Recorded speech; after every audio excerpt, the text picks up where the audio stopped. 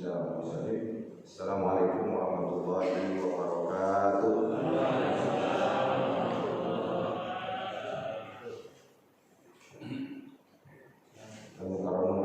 Para asatidz, para hujjaj, para alim ulama, para tokoh masyarakat yang tidak dapat saya sebutkan satu persatu, namun tidak mengurangi rasa hormat saya, lebih khusus Ketua DKM dan pengurus, juga seluruh hadirin hadirat jamaah salat subuh yang dimuliakan Allah Subhanahu wa taala. Alhamdulillahilladzi amarna an nusliha ma'isyatana linaili sa'adati wa ridha hatta naquma bil wajibati wat taqwa. Asyhadu an la ilaha illallah wahdahu la syarika lahu wa asyhadu anna Muhammadan abduhu wa rasuluhu la nabiyya ba'dah. Rabbi shrah li sadri wa yassir li amri wahlul 'uqdatam min lisani yafqahu qawli wa ba'd. Bersyukur kita kepada Allah Subhanahu wa taala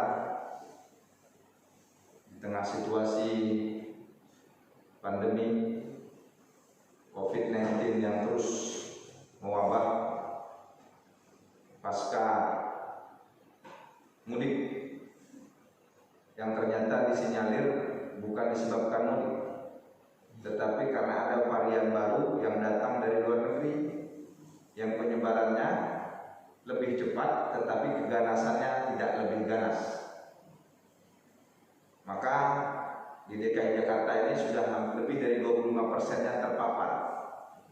Artinya sedikit lagi ya sudah terjadi herd immunity, sehingga imunitas masing-masing warga Jakarta akan semakin kuat dan grafiknya insya Allah akan segera turun. Amin.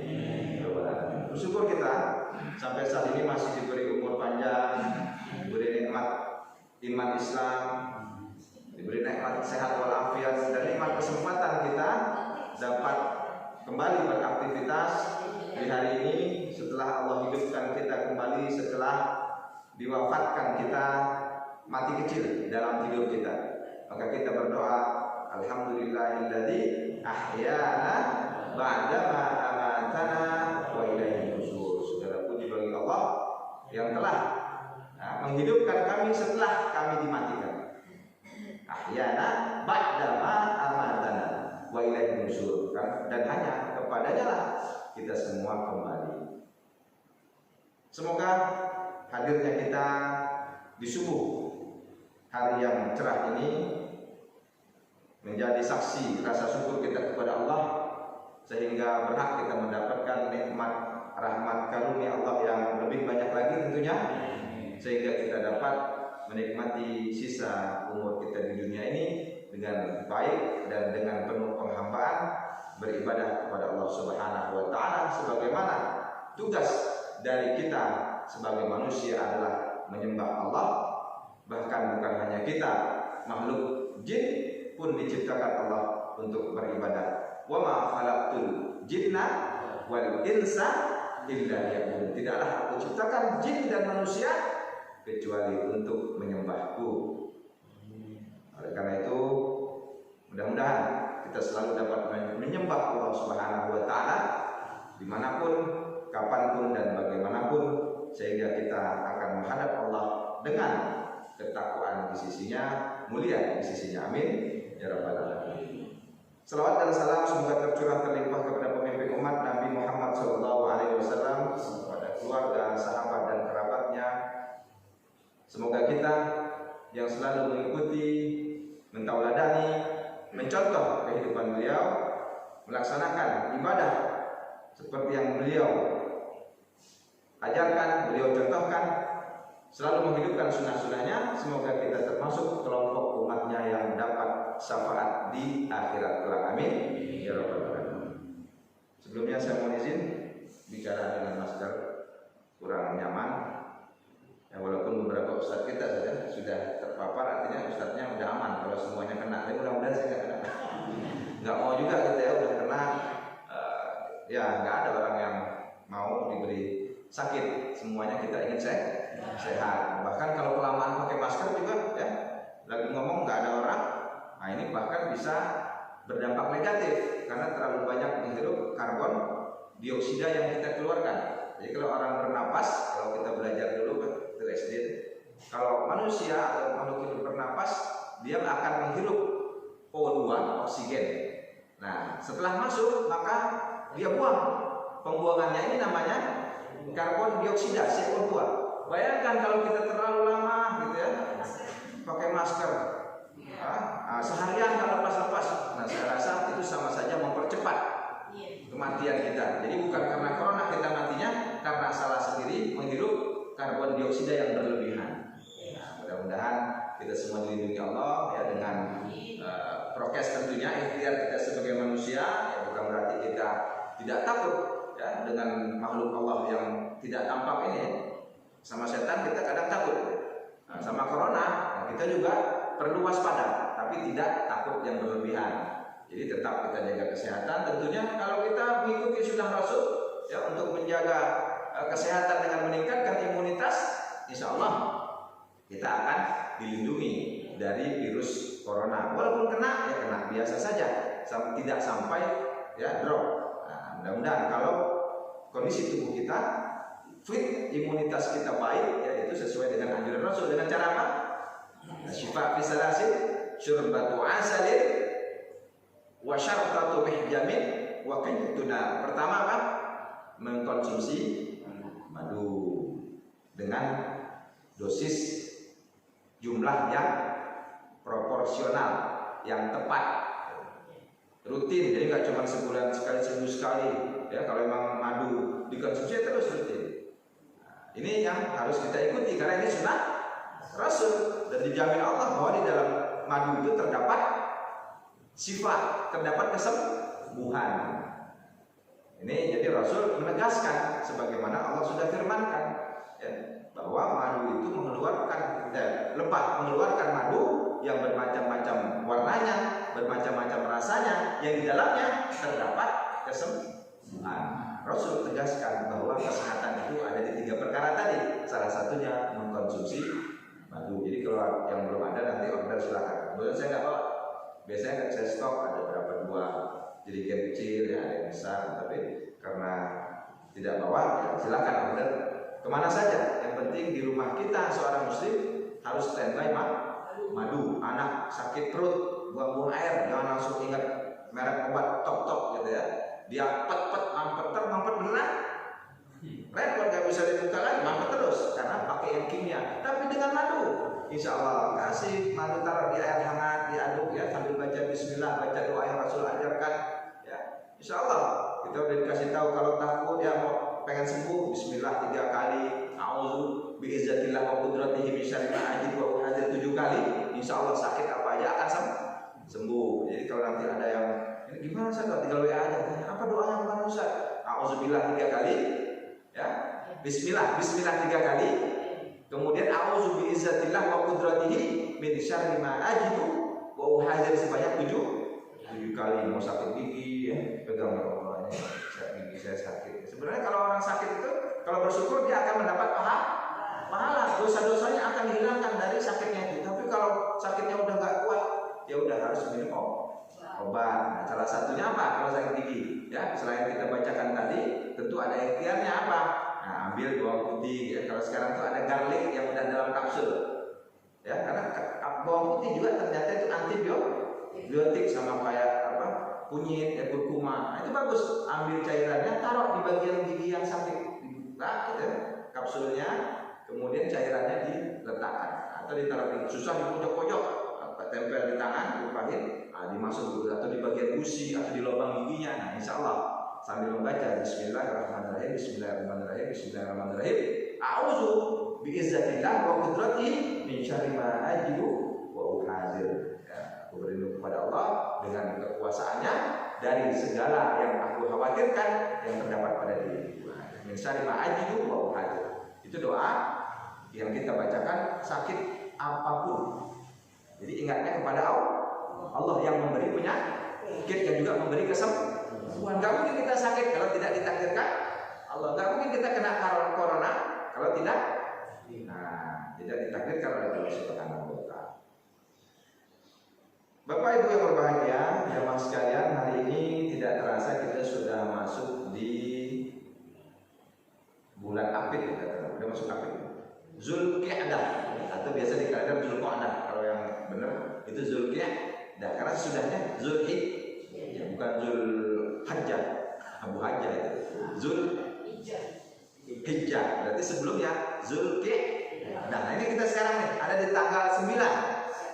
Jadi 9 Zulqia'dah kita sudah ada di salah satu bulan haram, bulan mulia, artinya haram itu haram bulannya. Ngapain maksudnya? Bulan mulia kita diharamkan oleh Allah untuk menyakiti diri kita. Fala tazlimu fihinna anfusakum. Bahkan untuk menzalimi, menyakiti diri sendiri kita dilarang di bulan mulia ini. Kita tahu ada berapa bulan yang diharamkan Allah? Ya kan? Allah firman di Al-Qur'an itu, Inna 'indat tashhur indallahi 12 syahran fi kitabillah yawma khalaqas samawati wal ard minha arba'atun hurum. Jadi Allah sendiri yang bilang. Nah, Rasul sebutkan apa itu bulan hurum? Berturut-turut Zulqia'dah dan Zulhijjah. Nah, ini kita lihat. Dan Muharram, satu lagi wa Rajabun Mudhar. Kemarin udah lewat sebelum Sa'ban, Rajab. Nah, sekarang kita masuk salah satu bulan mulia. Bulannya diharapkan Allah di dalamnya kita menyakiti diri kita, apalagi orang lain. Karena kita udah biasanya udah siap-siap ngapain? Nganterin orang pergi haji. Sekarang ada hajinya. Wah, itu dia. Oh, katanya nih pemerintah nggak punya duit berangkatin jamaah gitu ya. Ada isu-isu seperti itu. Ada juga yang bilang karena politis, karena misalnya tidak sesuai politik Indonesia dengan Saudi, karena Saudi didukung oleh Amerika, Indonesia bloknya ke Cina, itu politis. Wallahu alam. Intinya karena memang Saudi sendiri belum menerima jamaah dari negara lain, jadi bukan hanya Indonesia. Cuma kita lebih dulu saja, karena orang Indonesia kadang mau berangkat kan repot. Ya, haji harus kirim seragam. Oh, jahitnya berapa hari? Harus kirim kopernya. Oh, kopernya khusus. Harus bikin gelangnya. Oh, nyetaknya gimana nih? Nah, repot. Akhirnya daripada pusing ke pemerintah, udah dah, kalau gitu kita batalin. Lagian Saudi nggak ngasih ketentuan dari jauh-jauh hari, karena Saudinya sendiri bingung. Kalau dia melarang, takut disalah.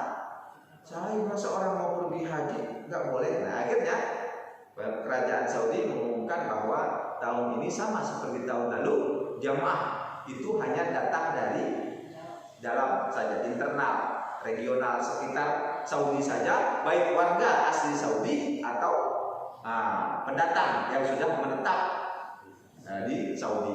Cuma 60.000 saja. Bayangkan, biasanya haji itu jutaan orang, sekarang haji itu cuma 60.000. Oh, nikmat bener Pak.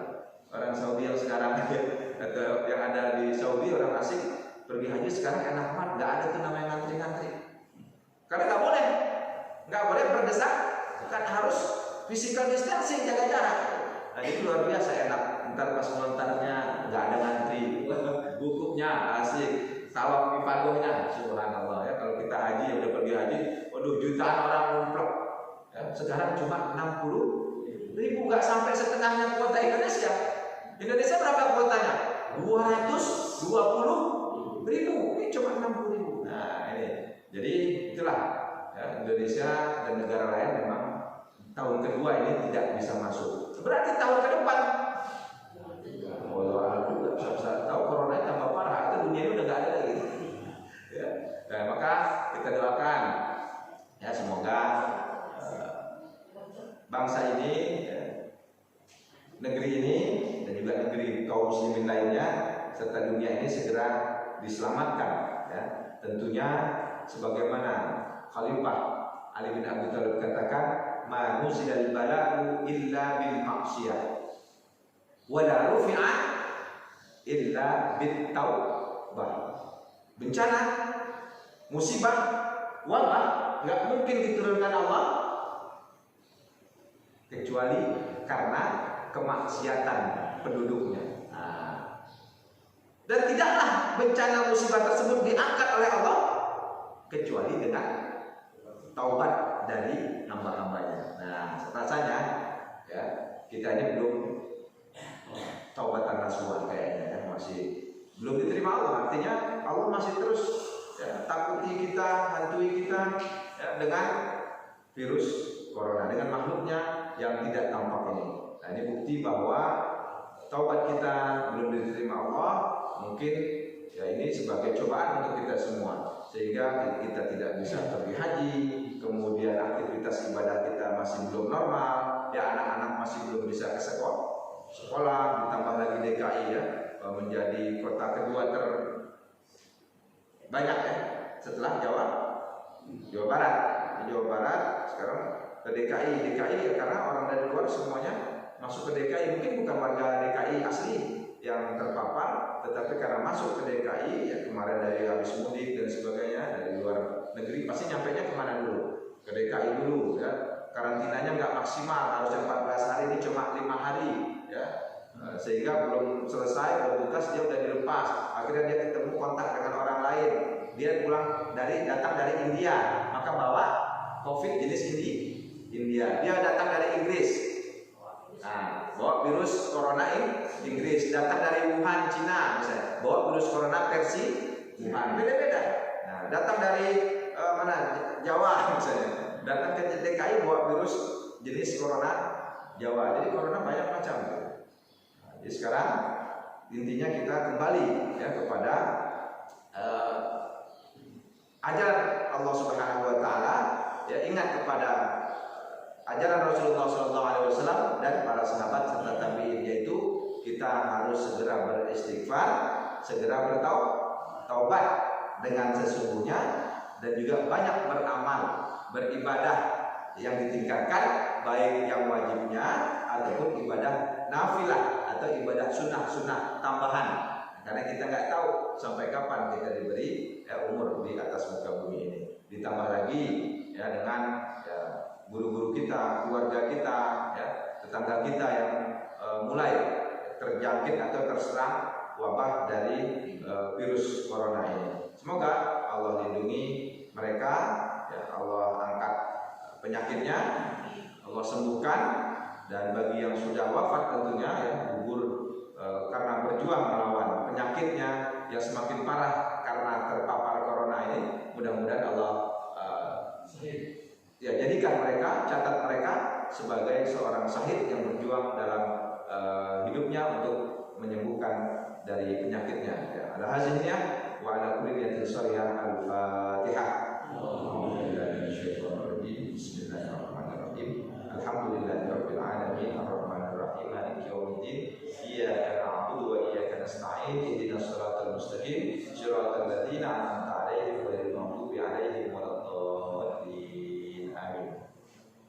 Selanjutnya kita kembali kepada pembahasan kita, yaitu tentang sehat ala Rasulullah, yaitu kitab At-Tibbun Nabawi. Ini saya buat versi aslinya, kitab dalam bahasa Arabnya, At-Tibbun Nabawi, yang dikarang oleh Al-Imam Al-Muhaddis Al-Mufassir Al-Faqih. Jadi bukan hanya seorang pengarang kitab biasa, tapi Ibnu Qayyim Al-Jauzi ini, beliau juga seorang Al-Muhaddis. Muhaddis itu ahli hadis, pakar hadis. Al-Mufassir juga ternyata seorang ahli tafsir. Al-Faqih juga seorang ahli fikih. Jadi sekarang kita baru tahu ternyata Ibnu Qayyim ini bukan seorang hafiz saja. Kalau hafiz itu dari umur 7 tahun, biasa ulama-ulama zaman dulu kayak imam kita, Imam Asy-Syafi'i, beliau itu sudah hafiz Quran dari kecil, sejak umur 7 tahun. Setelah itu mereka belajar ilmu alatnya, apa itu? Nahwu, sorab, ilmu bahasa Arab. Walaupun bukan orang Arab misalnya, tapi dia belajar ilmu bahasa Arab, tata bahasa gramatikalnya dengan baik, maka dia bisa jadi lebih hebat dari orang Arab. Karena orang Arab sendiri ada yang nggak bisa bahasa Arab. Loh, kok bisa? Iya, dia cuma bisa bahasa kampungnya, bahasa amiyahnya namanya, bahasa pasaran, tapi nggak bisa bahasa akademik, bahasa fusha. Fusha itu bahasa kitab.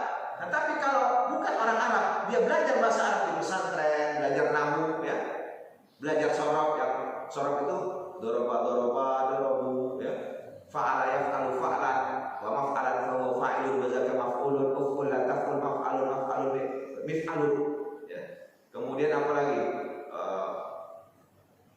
misalnya dalwun, dalwani, ada yang lain duluan.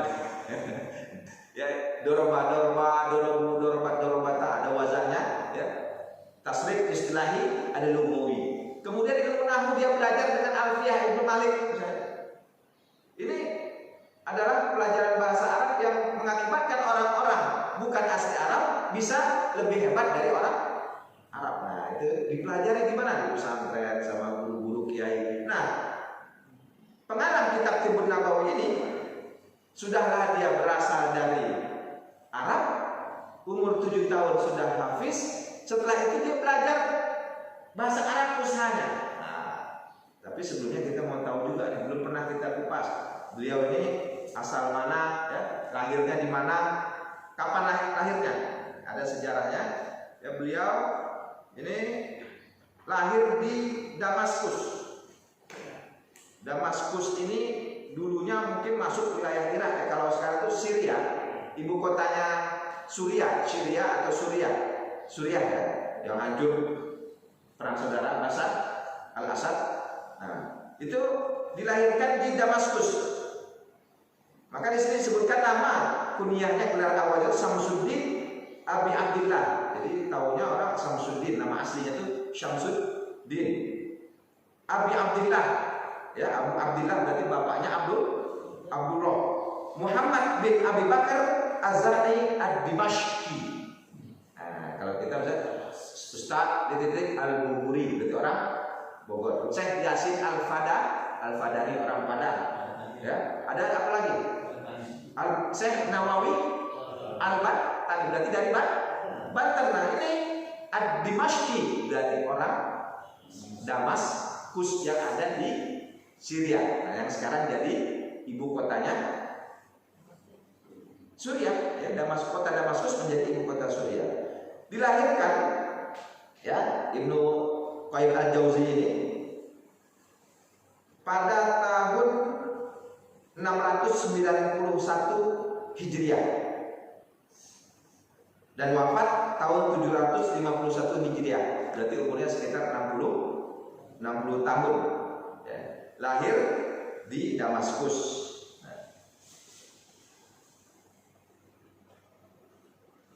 Kenapa disebut Al-Jauzi? Ternyata ada sejarah bahwa bapak, ya, ayah dari Ibnu Qayyim ini, ya, Syamsuddin Abi Abdillah ini, ya, itu adalah pengurus dari sebuah sekolah, ya, pengurus dari satu sekolah yang ada di satu tempat namanya Al-Jauzi. Nah, Al-Jauzi itu satu wilayah. Siapa yang punya sekolah ini? Ya, namanya Muhyiddin bin Hafiz bin Faraj Abdurrahman Al-Jauzi. Nah, ini nama pendiri dari Ma'had. Kalau kita sekarang misalnya pesantren Gontor, terkenal daerah Darussalam, atau pesantren Dar El Kolam yang ada di Balaraja, Tangerang. Ada pesantren Darul Rahman, ada pesantren apa lagi? Ya, Darul Tauhid misalnya sekarang yang lagi ramai, misalnya gitu, ya. Nah, ada pesantren Az-Zikra. Nah, misalnya, padahal itu adanya di mana? Ada di Sentul, ada juga sekarang yang di Gunung Sindur. Nah, itu nama daerahnya As-Sinduri. Mungkin nanti kalau misalnya ada ahli atau seorang ulama yang muncul di Gunung Sindur, misalnya Ustadz Muhammad, ya, Nasri Al-Batawi, misalnya gitu. Berarti asalnya dari Betawi, orang Betawi, atau Aryawi, bolehlah, karena memang, ya, besarnya di Riau, lahir di Betawi, gedenya di Riau, tuanya di Bekasi. Jadi, ya itu. Nah, dia senang pakai nama Al-Jauzi ini, atau orang murid-muridnya, ya, memanggil beliau enaknya dengan Al-Jauzi aja deh, kayak tadi Al-Bumburi deh. Nah, maka disebut namanya Ibnu Qayyim Al-Jauzi. Nisbah kepada, ya, penghargaan terhadap daerah, sama salah satu sekolah atau pesantren lah yang dipimpin atau dikelola oleh ayahnya. Ayah dari Syamsuddin ini, ya, Syekh Syamsuddin Abi Abdillah, atau yang kita kenal dengan Ibnu Qayyim Al-Jauzi. Jadi tahu nih kita sekarang, ya, sejarahnya siapa sih itu pengarang kitab Tibbun Nabawi itu ternyata beliau adalah siapa? Nah, Syamsuddin Abu Abdillah yang lahir di Damaskus atau negara sekarang Syria atau Suriah. Kemudian kemana belajarnya? Ini dari kecil tadi sudah saya sebutkan sejarah singkatnya. 7 tahun sudah hafal Al-Quran, kemudian tamat ya, Al-Quran. Beliau belajar kepada ulama-ulama yang ada di wilayahnya dulu tentunya ya, masih usia-usia SD, MI lah gitu ya. Karena zaman dulu nggak ada MI kan. Adanya ya model ruang atau belajar liko talaki gitu ya. Belajar kepada siapa? Nah, Ibnu Qayyim ini belajar di tempat bapaknya tadinya di Al-Jauzi ini sampai khatam Quran, kemudian mulai belajar hadis. Makanya disebut beliau al-muhaddis karena dari umur 7 tahun udah mulai belajar hadis, mendapatkan sanad riwayatnya ya, hadis dari an-fulan sampai menyambung silsilahnya. Maka disebut al-muhaddis, paham betul hadis ini sahih ya ataukah hasan saja atau dhaif atau palsu, maudhu misalnya gitu. Karena derajat hadis itu sahih, hasan, dhaif, maudhu atau hadis palsu yang diada-adakan, nggak pernah Rasul ngomong gitu. Di karang-karang itu biasanya untuk kepentingan kerajaan, kepentingan pemerintah gitu. Dibikin oleh ulamanya. Maka banyak ulama-ulama dulu yang dipenjara. Ulama itu masuk Ibnu Qayyim ini. Kenapa? Karena nanti pada saat beliau keluar dari Damaskus, beliau itu bergurunya kemana perginya? Ke Mekah, sama seperti ulama-ulama kita Pak ya. Misalnya yang pendiri NU siapa? Ya, Syekh Hasyim Asy'ari, Hadratus Syekh Hasyim Asy'ari. Kemudian yang pendiri Muhammadiyah, tapi dulu kan ormas adanya Muhammadiyah. Siapa? Ahmad Dahlan. Dulu namanya bukan Ahmad Dahlan. Berangkat ke Mekah, semuanya berangkat. Bahkan Kiai Nur Ali ya, yang ada di dekat saya di Bekasi untuk Harapan juga belajar ke Mekah. Juga guru-guru kita yang ada di DKI ini dulunya belajar ke Mekah, termasuk Ibnu Qayyim Al-Jauzi. Kemana belajarnya? Ke Mekah. Pada saat itu guru yang terkenal di Mekah bernama Ibnu Taimiyah. Nyambung berarti Ibnu Taimiyah. Berarti pahamnya ini Wahabi. Wahabi kita bicaranya beda lagi, panjang ya. Wahabi itu paham yang diwajibkan oleh negara kerajaan Saudi bin Saud agar tidak ada lagi orang yang mengkultuskan atau memuja-muja kuburan. Karena zaman dulu memang ya orang berlebih kan. Jadi ada apa istilahnya itu khurafat yang berlebih. Jadi kalau ada makam atau apa, orang di sana bukan menghadiahkan, mengirimkan Fatihah atau baca Yasin, tapi minta kepada ahlul kubur. Lah orang udah mati diminta-minta. Kalau datang berziarah ya mendoakan orang yang ada di dalam kubur biar dia tidak disiksa atau stoplah minimal siksanya. Orang tua kita ketika kita kirimkan Fatihah, kita bacakan Yasin, pada saat mereka sedang disiksa, ya di alam kuburnya akan berhenti, stop siksaannya karena kita kirimkan Fatihah. Sekarang bagaimana kalau orang dalam kubur ya, udah dia sedang sulit menjawab pertanyaan-pertanyaan malaikat, kita malah minta-minta, tolonglah saya mau jadi kaya, saya mau sukses, jabatan saya mau naik. Nah ini dari zaman dulu maka semua makam-makam itu diratakan.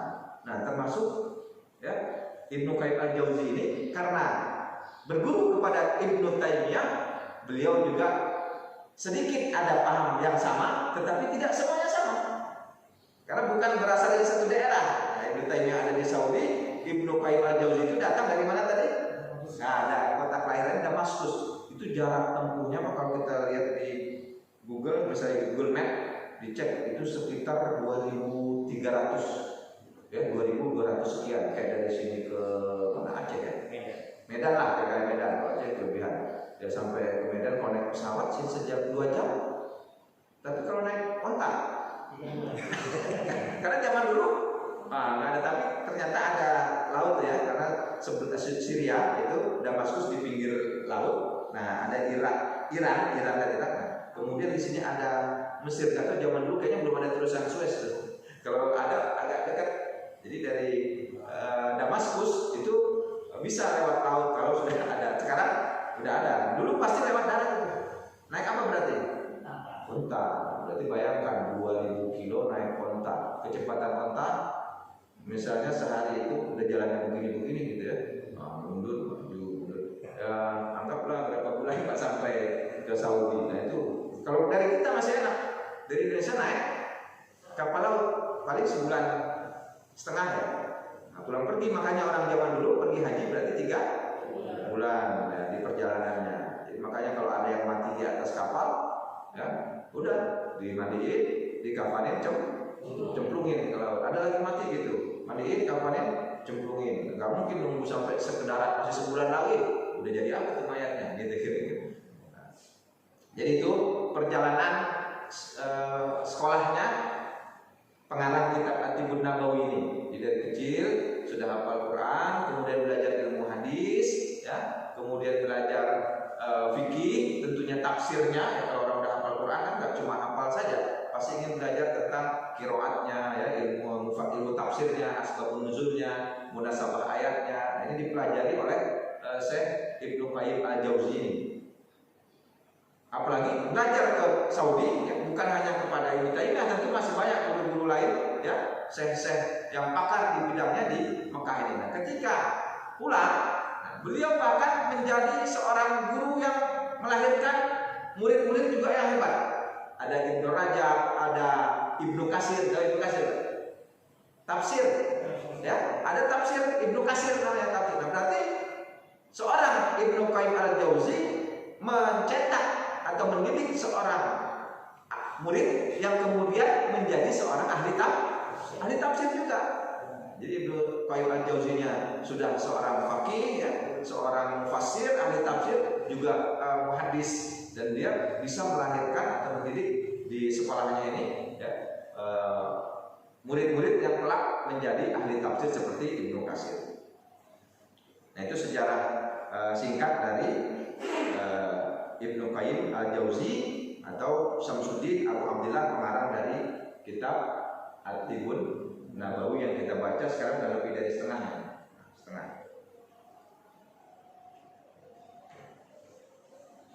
Ya, mudah-mudahan dengan mengenal sejarah singkat pengarang kitab ini, ya, semakin tumbuh rasa cinta kita, rasa ingin mengamalkan, ya, apa yang sudah diajarkan, karena beliau selalu mengambil, ya, apa yang beliau tulis itu dari Al-Quran dan mengutip dari hadis. Sumbernya hanya dari qaul sahabat, Al-Quran, hadis, dan qaul sahabat. Maka kita kirimkan Fatihah khusus, ya, ila hadrati al-Imam al-Muhaddis al-Mufassir al-Faqih Syamsuddin Abi Abdillah Muhammad bin Abi Bakar Az-Zar'i al-Dimashqi atau Ibnu Qayyim Al-Jauzi. Al-Fatihah. Alhamdulillahirabbil alamin arrahmanir rahim maliki yaumiddin iyyaka na'budu wa iyyaka nasta'in ihdinas siratal mustaqim siratal ladzina an'amta 'alaihim ghairil maghdubi 'alaihim waladdallin. Amin. Semoga kita juga, ya, yang mengamalkan ini juga dicatat, ya, amalan kita karena mengikuti dari ayat-ayat Al-Quran dan Sunnah Nabi Muhammad SAW.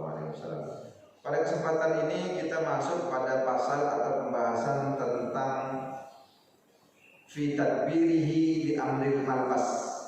Faslun fi tadbirihi li amril malbas. Jadi bab atau pasal mengenai manajemen Rasul terhadap pakaian, atau kalau bahasa kitanya disederhanakan cara Rasul berpakaian, gitulah kira-kira. Kalau bahasa Arabnya kan panjang. Jadi bagaimana Rasul berpakaian? Wa kana min atamil haji wa anfa'u lil badan wa akhfaru alaihi wa isahu labsan wa khul'an. Jadi Rasul itu adalah sosok yang selalu, ya, mengenakan pakaian yang sesuai, yang cocok dengan dirinya. Jadi mengetahuilah tubuh kita pantasnya pakai pakaian apa. Nah, Rasul itu sangat sederhana dalam berpakaian. Beliau ingin yang mudah, gampang dipakai, gampang dilepas. Nah, itu prinsipnya seperti itu. Wa aisaruhu labsan wa khul'an, gampang dipakai, gampang dilepas. Wa kana aktsaru labsi al-qurbiyati wa uzari. Jadi Rasul banyak memakai pakaian itu seperti kain, ya, model bukan kalau sekarang orang tahunya izar itu sarung. Tapi saya rasa zaman dulu belum ada sarung ya, kain, kalau kayak kita ya kain gitu ya, yang ringan-ringan, artinya pakaian yang bahannya ringan ya. Wahia akhafu 'alal badan min ghairiha, karena enak dipakai di badan dibanding pakaian bahan jenis lainnya. Wa kana yalbisul qamis bal kana ahabbu thiyaba ilaihi, dan Rasul selalu menggunakan qamis, kalau bahasa Indonesia gamis, nah gitu ya. Kok itu kalau orang Arab kan bilangnya go ya. Kohwah menjadi gahwah. Nah, kola menjadi gol gitu. Nah, di sini ya, Rasul memakai qamis. Nah, qamis itu ya bahasa kita ini sebenarnya baju, tapi gamis sebenarnya adalah pakaian panjang ya, dari dada atas pundak sampai ke bawah kaki ya, menyatu satu. Kalau ibu-ibu mungkin pakai daster lah gitu ya, gitu. Tapi daster kan ya tangannya pendek, kan ada yang di atas lutut. Nah, Rasul sampai di mana nanti gamisnya ini, kainnya terjuntainya, nah kita lihat di sini. Dan gamis inilah menjadi pakaian favorit. Jadi gamis menjadi pakaian yang sangat disenangi ya, pakaian favorit Rasulullah. Karena ahabbus siyaba ilaihi. Wa kana hadihu fi nafsihi lima yalbisu anfa'a syai'in min badan. Dan prinsipnya juga Rasul selalu memakai pakaian yang bermanfaat dan cocok di badannya. Fa innahu lam yakun yutilu akmahu wa yuwassiquha. Jadi Rasul tidak bikin pakaian itu terlalu panjang lengannya. Ya, enggak melewati apa nih namanya? Pergelangan tangan. Jadi enggak bikin terlalu panjang ya, sampai menutupin jari-jari. Kadang mau ngapain kami susah begini dulu ya. Dan juga tidak terlalu pendek kayak baju orang Pakistan ya. Apa 3/4 mak-mak ibu-ibu. Enggak sebegini juga ya. Balkanat qamisuhu ila rusgi. Jadi batasan lengannya itu sampai di pergelangan. Nah, batas lengan baju gamisnya Rasul itu sampai udah ini aja lah kira-kira pergelangan. Tetapi juga nggak terlalu longgar. Oh, ada yang sampai ini ya, kayak artis ya pakai ini lengan jalan susah. Kemudian la yujawizul yad fatasuku ala labisya wa tamnahu khifatal harakah wal bars. Juga tidak menjuntai. Jadi enggak terlalu ke atas begini, tidak terlalu gini lah kira-kira bilang lengannya. Jadi pas sampai batas pergelangan. Sehingga tidak menghalangi ya dari gerakan aktivitas. Karena kalau orang dulu misalnya mau perang, misalnya pegang pedang, nariknya gampang. Kalau misalnya tangannya tertutup gini, ngambil pedangnya susah tertutup. Jadi standby, selalu siap apabila ada hal-hal yang harus dikerjakan. Wala tuqsadu an hazi fatubrizu lil harri wal barad. Nah, juga tidak terlalu pendek tadi sehingga ya kalau kepanjangan susah beraktivitas ya, kalau mau ngambil sesuatu atau apa, juga tidak terlalu pendek begini karena kalau di Arab itu cuacanya panas. Kalau sedang panas. Kalau lagi musim dingin, bulan Januari dingin banget. Makanya kalau terlalu begini kepanasan juga kedinginan. Nah, maka pas sampai di sini. Kalau bagian ini kan telapak tangan kita makan berarti. Ya. Kena udara panas juga kuat, kena dingin juga tahan. Nah, insya Allah. Nah, itu bentuk lengan baju gamis dari Rasulullah SAW. Wa kana zaidu qamisuhu wa izaruhu ila ansafis saqail. Dan batas juntayan gamisnya Rasul itu sampai kedua betisnya. Ini satu kan model gamis. Jadi sampai ya sini saja. Di atas ya. Di atas. Jadi kayak pakaian yang dipakai sama zaman tabligh. Itu kira-kira begitulah. Lihat ya. Zaman tabligh kan kalau pakai ada di sini zaman tabligh, ada yang pakai gamis zaman tabligh. Itu bagus. Jadi enggak terlalu ke bawah. Itu batas dari juntayan gamisnya Rasulullah SAW. Ila ansafis saqail, di tengah-tengah betisnya gitu kira-kira. enggak terlalu ya, enggak singkrang lah bahasanya mungkin ya. Lam yatajawazul ka'bain. Jadi enggak sampai lewat dari mata kaki, berarti enggak cingkrang banget juga. Kalau dibilang enggak sampai menjuntai di bawah mata kaki, berarti begini juga. Enggak menjuntai ya. Enggak melewati mata kaki. Nah, nih mata kaki. Jadi di atas mungkin bisa begini, ya kita enggak pernah lihat, enggak ada fotonya kan Rasul waktu pakai baju dulu. Jadi kita cuma tahu gambaran seperti itu, enggak melewati mata kaki, juga enggak terlalu ke atas banget.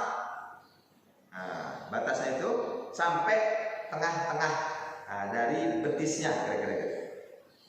Lam yatajawazul ka'bain, tapi juga enggak kepanjangan sampai melebihi mata kaki. Fayuzil mashi wa yaqubu wa yaj'alu kal muqayyad, sampai bikin orang itu susah berjalan. Kalau khuyala itu terlalu menjuntai. Kalau ibu-ibu kan kalau kayak artis itu pengantin gaunnya dia sampai 10 meter ke belakang gitu ya. Nah itu nggak boleh. Nah, jadi kalau udah sampai panjang itu ya susah lah. Orang udah sampai di sana bajunya masih ketinggalan gitu. Diinjak jatuh. Lam yatajawaz ka'bain fayuzil nashi wa yaqulu wa yaj'alu kal muqayyad, kayak orang terikat jadinya gitu ya kalau panjang. Walam yuksar an abdalati saqaihi fatan kashifu wa yata'azza bil harri wal bardi. Nah jadi juga enggak terlalu cingkrang, enggak terlalu kepanjangan, enggak terlalu cingkrang. Karena kalau terlalu cingkrang, kalau dingin kedinginan, kalau panas yang sama kayak lengan baju pas lah. Berarti kalau ini batasnya sampai di lengan tadi pergelangan ya, berarti bawahnya juga sampai di atas mata kaki gini lah. Enak lihatnya kan. Kalau terlalu cingkrang juga ya lihatnya nggak enak gitu. Kelihatan bulu-bulunya terlalu jadi itu batasan dari juntayan gamis yang Rasul pakai. Kemudian dari segi imamah itu udang-udang untuk kepala yang Rasul pakai. Walam takun imamatuhu bil kabirah allati tu'zir ra'su. Jadi beliau pakai imamahnya juga enggak terlalu gede kayak apa? Yang muda-muda ya. Biksu atau apa tuh yang pakai gede-gede kayak orang di India apa terlalu gede ya. Nah, itu enggak kegedean. Sehingga kalau kebesaran di atas kepala itu akan mengakibatkan kepala kita keberatan lah, bahwa ya gede banget tuh. Wa yudha'ifu, sehingga menjadi lemah leher ini ya, akan keberatan menopang imamah yang ada di atas kepala. Wa yaj'aluhu urbatan lidha'if wal afat, bisa mengakibatkan ya menjadi lemah. Kama yushahidu min hali ashabiha wala bisabirah allati tuqsaru an wiqayati ra'si min al-harri wal barad bal wasfan baina zalika wa kana yadkhuluha tahta hamdihi. Nah, ini jadi itu bisa kita saksikan dari para sahabat-sahabat tabi'in yang sekarang kan ya, kayak habaib yang sekarang pakai imamah ya seperti itulah kira-kira. Karena mereka juga mencontoh dulu kakek-kakeknya ya, buyutnya dulu. Nah, begitulah kira-kira pakaian atau imamah. Ya kalau sekarang kalau di kita sebut kayak egel lah gitu, egel kalau orang di mana? Dubai atau di Emirat suka pakai itu. Nah ini yang selalu digunakan Rasulullah. Ya Rasul itu selalu menggunakan imamah di atas kepalanya.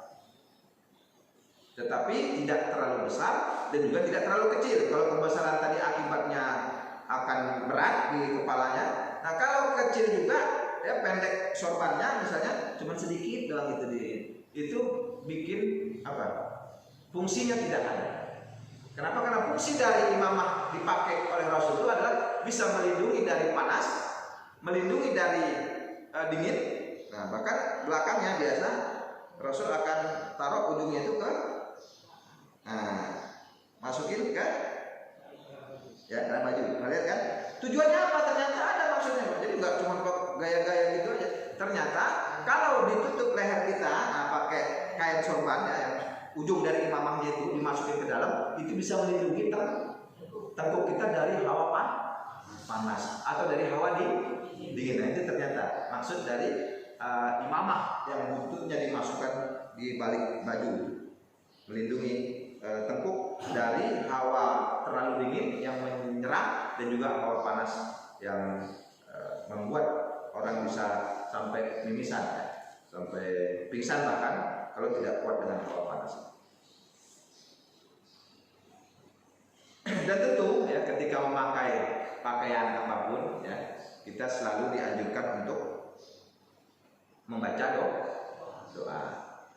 Jadi kalau semua ya, segala sesuatu perkara kullu amrin lam yubda bi bismillah fahuwa aqta. Semua perkara ibadah yang tidak diawali dengan bismillah maka terputus. Ya percuma makan nggak pakai bismillah, setan bisa ikut makan tapi nggak sehat, nggak kenyang mungkin gitu ya, nggak menjadi daging, nggak berkah. Apalagi baca Quran ya, bahkan harus ta'awuz dulu, bukan cuma bismillah ya. Dan banyak semua ibadah artinya kalau tidak diawali dengan bismillah maka dia itu terputus ya. Kullu amrin lam yubda bi bismillah fa huwa aqta, gitu. Maka dianjurkan kita ya, mau pakai baju apa saja, mau baju lama, baju baru, baca bismillah.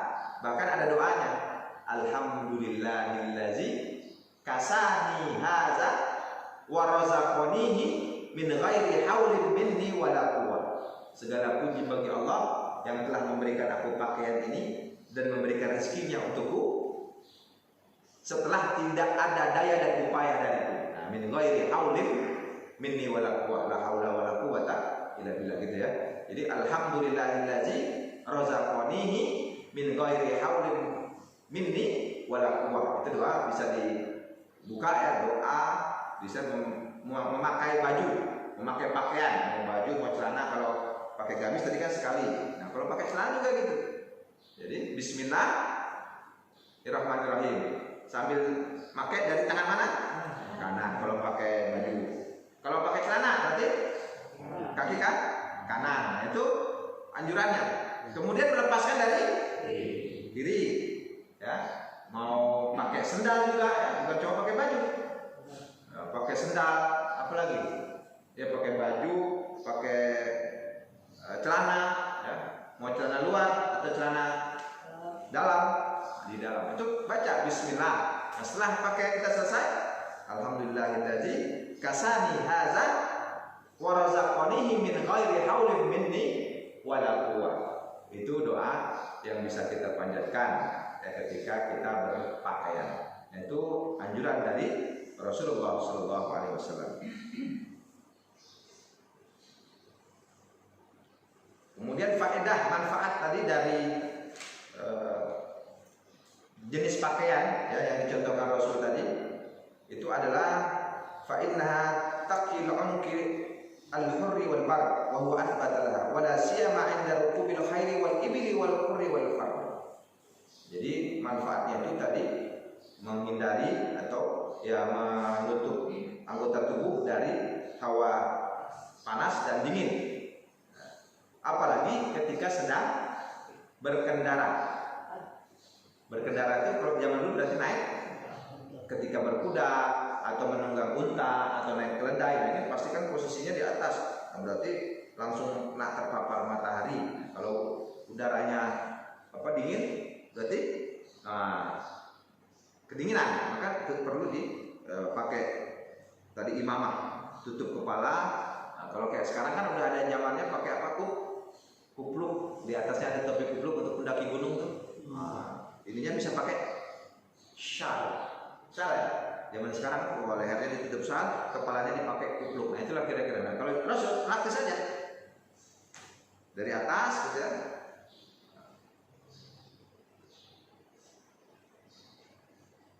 Ditutup gini langsung.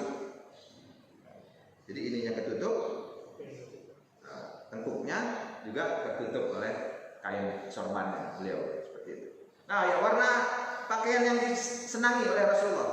Jadi kitab ini tidak ada, tapi saya temukan bahwa ternyata Rasul itu senang warna apa? Ya Bu, Rasul suka yang hijau. Maka kita kalau datang ke Masjid Nabawi, atas kubahnya warna apa? Hijau ya. Nah itulah warna kesukaan. Nah ini juga banyak hijau, pembatas hijau. Ya. Kemudian bendera NU warna hijau.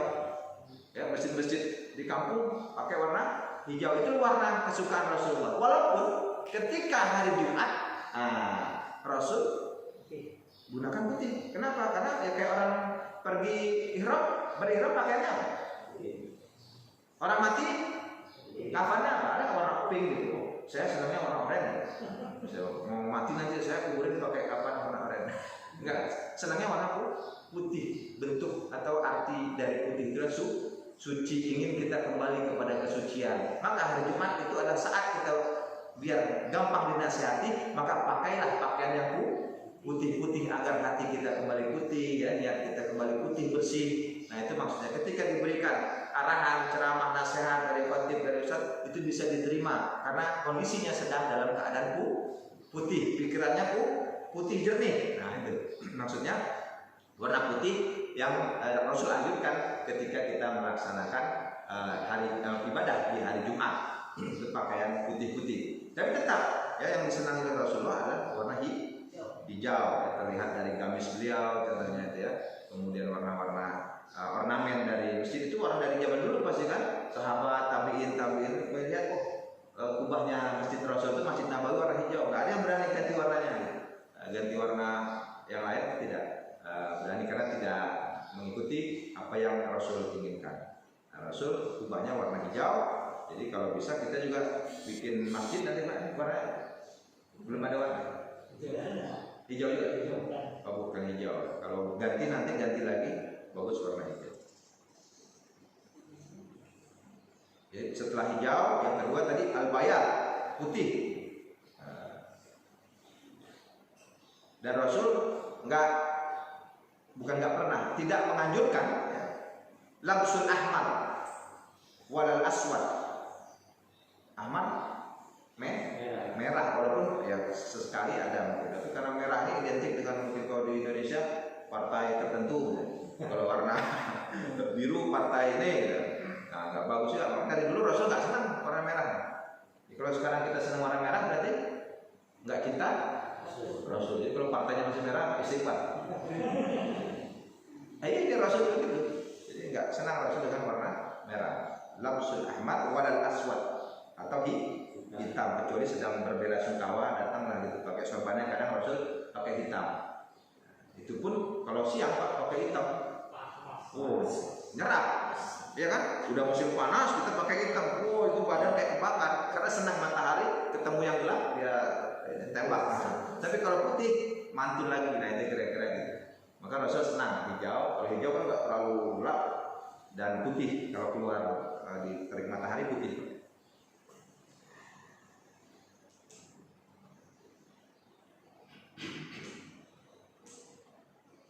Kemudian selanjutnya pasal atau bab mengenai tempat tinggal. Nah, dulu pernah kita bahas, tapi di sini ada sedikit pembahasan singkat ya. Ternyata sudah cukup waktunya. Kita belum masuk ke pembahasan tentang tempat tinggal. Insya Allah bisa kita lanjutkan pada pertemuan selanjutnya ya. Insya Allah tentunya masih ini sekarang bulan Zulhijjah, berarti kita sudah ketemu lagi nanti seandainya mudah-mudahan ya Allah kasih umur panjang, itu sudah di bulan Zulhijjah, bukan Zulqa'dah lagi. Sekarang Zulqa'dah, berarti 1 bulan kemudian ada nih bulan Zulhijjah untuk pembahasan kita, yaitu mengenai Idul Adha ya, tentang bagaimana penyembelihan kurban yang sehat ya ala Rasulullah SAW. Dan ada beberapa hewan kurban yang Rasul kurbankan. Kita tahunya kurban Rasul 2. Ternyata pernah dikisahkan Rasul itu ya ketika haji wada itu menyembelih 100 ekor unta, 70 ekor langsung oleh beliau sendiri. Berarti bayangkan tuh tajamnya goloknya itu, golok atau mungkin pakai pedang atau golok khusus ya. Golok sekarang aja paling cuma 20 kali sembelih ya. Yang merek-merek bagus dia dari Jerman atau pakai baja sled atau baja full tangan itu paling bisa menggorok sekitar 20 sampai 40 lah maksimal, harus diasah lagi. Nah zaman Rasul bisa sendiri dengan tangannya 70 ekor dan sisanya 30 ekor oleh Sayyidina Ali bin Abi Thalib. Artinya Rasul berkurban itu memang menjadi satu kewajiban, karena Allah wajibkan kepada Rasul, tapi sunnah hukumnya untuk kita. Tapi sunnahnya bukan sunnah biasa, sunnah muakkad, sunnah yang sangat dianjurkan. Nah, sampai-sampai Rasul bilang, siapa yang punya kelapangan rezeki nggak mau berkurban, jangan dekat-dekat tempat sholat kami. Nah itu nanti kita akan bahas, insya Allah, bagaimana cara penyembelihan yang baik, ya, tidak menyakiti hewan, kemudian mempermudah dalam proses pendistribusiannya. Itu saja. Silakan kalau ada pertanyaan mengenai pakaian Rasul. Cukup? Oh ya, silakan. Assalamualaikum warahmatullahi wabarakatuh. Waalaikumsalam. Ini tentang pakaian wanita ya. Sekarang lihat ibu-ibu yang muda itu pakaiannya sampai yang bisa Pakaiannya ketat. Pakai gamis sampai ke tanah gitu. Oh ya, pakai gamisnya sampai ke tanah. Jadi ada nanti sudah. Ada pertanyaan lagi? Sudah. Jadi hukumnya ya memakai gamis sampai berlebih. Tadi khuyala itu sombong. Jadi orang yang pakai gamis sampai ke bawah itu menandakan dia itu sok-sokan, bergaya kayak orang kaya yang tadi itu, yang gaunnya sampai berapa meter ke belakang. Nah ini tidak dianjurkan. Walaupun kadang ada juga ibu-ibu yang pakai gamis kepanjangan karena ukurannya kegedean XXL, dia badannya S, tapi suaminya belinya XL, ya terpaksa dipakai. Itu berarti nggak ada niat sombong sama sekali. Nah itu. Tapi akan ada nanti ya masa, kata sahabat itu, orang berpakaian tapi telanjang. Ah itu yang dimaksud. Dia pakai kerudung tapi pakai kaos, ya, pakai jilbab tapi bawahnya ketat, pakai legging, bukan jin lagi. Kalau celana jin kan masih ada tebel. Lah kalau pakai legging kan sama kayak nggak pakai. Ya mendingan dia nggak pakai sekalian gitu. Karena kalau pakai legging itu membentuknya bener-bener. Terus upload main TikTok kalau kita kadang buka handphone nggak niat itu kok yang muncul ya ibu-ibu atau mak-mak yang selfie pakai TikTok gitu, ada lagu-lagu macam-macam. Nah ini ya terbukti sudah ya, kita ada di zaman para wanitanya itu berpakaian tapi telanjang. Nah itu maksud. Ya, jadi hati-hati ya dalam berpakaian, ibu-ibu ya sederhana saja.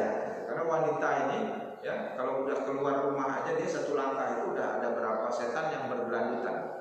Nah gitu ya, makanya mau kemana-mana izin sama suaminya. Jadi ya, kalaupun ada setan, suaminya tahu ngasih arah setan pulangnya ke sini rumahnya, gitu ya. Jadi nggak terlalu kebablasan lah kira-kira gitu. Mau masuk pasar, ya, mau ke mall baca doanya, doa masuk pasar. Allahumma inni as'aluka khairal hadzal suq. Ya, kalau itu pasar. Kalau mall, Allahumma inni as'aluka khairal hadzal mall. Nah, ya. Wa a'udzubika min syarri hadzal mall wa syarri ahliha, dan aku berlindung kepadamu dari keburukan mall-mall ini dan yang ada di dalamnya. Karena bisa jadi yang di dalam mall itu pakai pesugihan, pakai tuyul. Ya, makanan enak, mie ayam, wah enak baksonya. Pas dibungkus sampai di rumah, oh nggak enak banget. Kok bisa enak kalau di tempatnya? Orang di tempatnya ada tuyulnya, jadi nama tuyul gitu. Nah kalau kita baca doa, nggak bisa. Pas mau masuk sini, wah ditutup tuh tuyulnya, kabur duluan. Oh ini orang baca doa, nggak jadi kita mau beli yang enggak. Atau beli emas ya ibu, sampai lupa daratan. Suaminya sampai nguras dompet, apalagi masa corona, udah habis. Ibunya pas ke mall mintanya perhiasan yang mahal-mahal. Nah ini kalau baca doa, jadi jangan dilepas tuh ibu kalau udah sampai ke mall, bapak pegang. Nah, dan kalau bisa sambil baca doa, yuk kita baca doa sama-sama. Tapi jangan juga berdiri di depan pintu mall dan kencang. Allahumma ini, a'udzubika min syarri hadzal mall. Jangan sampai kelihatan banget lah, Mah. Jangan lupa ya kita baca doa dulu. Atau pas di mobil sebelum turun, baca doa agar dilindungi ya dari orang-orang yang berniat jahat yang ada di tempat yang kita kunjungi. Ya, mudah-mudahan cukup ya. Mudah-mudahan Allah Subhanahu wa taala lindungi kita dari berbagai macam bahaya, bencana, wabah dan lain sebagainya. tentunya dengan wasilah kita mendekatkan diri kepada Allah Subhanahu wa taala, tentunya beristighfar dan bertaubat serta menjalankan ibadah wajib pada waktunya dan juga menjalankan ibadah sunnah mulai dari sedekah, kemudian sholat duha, sholat hajat, sholat tahajud, sholat witir dan juga ibadah sunnah lainnya. Mudah-mudahan Allah Subhanahu wa taala panjangkan umur kita dan selalu jaga kesehatan kita. Kita tutup dengan doa ala hazihi niyyah wa ala kulli niyatin shalihah. Al-Fatihah. Alhamdulillahirabbil alamin. Ar-Rahmanir-Rahim. Maliki yaumiddin. Iyyaka na'budu wa iyyaka nasta'in. Ihdinas siratal mustaqim. Shiratal ladzina an'amta 'alaihim ghairil maghdubi 'alaihim waladdallin. Amin. Astaghfirullahaladzim, astaghfirullahaladzim, astaghfirullahaladzim. Alhamdulillahirabbil alamin. Allahumma shalli ala sayyidina Muhammadin wa barik wa sallim wa radhiyallahu ta'ala an kulli sahabati Rasulillah ajma'in. Amin ya ma'budi hamdan yuwafi ni'amahu wa yukafi'u mazidah. Ya Rabbana lakal hamdu wa lakal syukru kama yanbaghi li jalali wajhikal karim wa 'azimi sultanik. Allahumma ighfir lana dhunubana wa li walidayna warhamhuma kama rabbawna shighara. Allahumma ighfir lil muslimina wal muslimat wal mu'minina wal mu'minat al ahya'i wal amwat innaka sami'un qaribun mujibud da'wati wa ya qadirul hajat. Allahumma inna nas'aluka salamatan fid dini wa 'afiyatan fil jasad wa ziyadatan fil 'ilmi wa barakatan fil rizqi wa taubatan qabla al maut wa rahmatan 'inda al maut wa maghfiratan ba'da al maut. Allahumma hawwin 'alaina fi sakaratil maut wan najata min an-nar wal 'afwa ila al-hisab. Rabbana innana ظلمنا أنفسنا وإن لم تغفر لنا وترحمنا لنكونن من الخاسرين. ربنا هب لنا من أزواجنا وذرياتنا قرة أعين واجعلنا للمتقين إماما. ربنا أوزعنا أن نشكر نعمتك التي أنعمت علينا وعلى والدينا وأن نعمل صالحا ترضاه. اللهم أعنا على ذكرك وشكرك وحسن عبادتك. بسم الله الذي لا يضر مع اسمه شيء في الأرض ولا في السماء وهو السميع العليم. نعوذ بكلمات الله التامة من شر ما خلق. نعوذ بكلمات الله التامة من كل شيطان وهامة ومن كل عين لامة. اللهم إنا نعوذ بك من الهم والحزن ونعوذ بك من العجز والكسل ونعوذ بك من الجبن والبخل ونعوذ بك من غلبة الدين وقهر الرجال. اللهم بارك لنا في أولادنا ولا تضرهم ووفقنا برهم. ربنا لا تزغ قلوبنا بعد إذ هديتنا وهب لنا من لدنك رحمة إنك أنت الوهاب. ربنا آتنا في الدنيا حسنة وفي الآخرة حسنة وقنا عذاب النار. سبحان ربك رب العزة عما يصفون وسلام على المرسلين والحمد لله رب العالمين. Kita tutup dengan doa kafaratul majlis. Subhanallah wa bihamdika asyhadu